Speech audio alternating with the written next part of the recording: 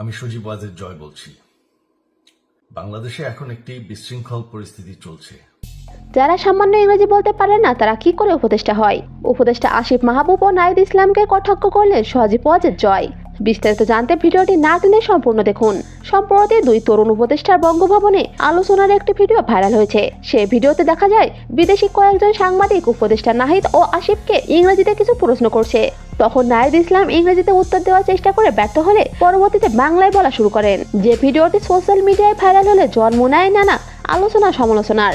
এবার সে ভাইরাল ভিডিওটি নিয়ে মুখ খুলেছে সজীব ওয়াজেদ জয়। তিনি বলেন, এটা পুরো বাংলাদেশের জন্য লজ্জাজনক। রাষ্ট্রের সর্বোচ্চ পর্যায়ে থেকে যখন দেশকে এভাবে বিব্রতকর পরিস্থিতিতে পড়তে হয়, এটা নিয়ে আসলে বলার মতো কিছু থাকে না। দেশবাসীকে একটা কথা বলতে চাই, যারা ঠিকমতো বাংলা বলতে পারেন না তারা ইংরেজি বলবে কি করে, আর তারা উপদেষ্টা হয় কিভাবে? এখনো সময় আছে, দেশ বাঁচান। আপনাদের নির্বাচন অনুযায়ী যোগ্য ব্যক্তিকে বসান। Thank you very much for visiting us.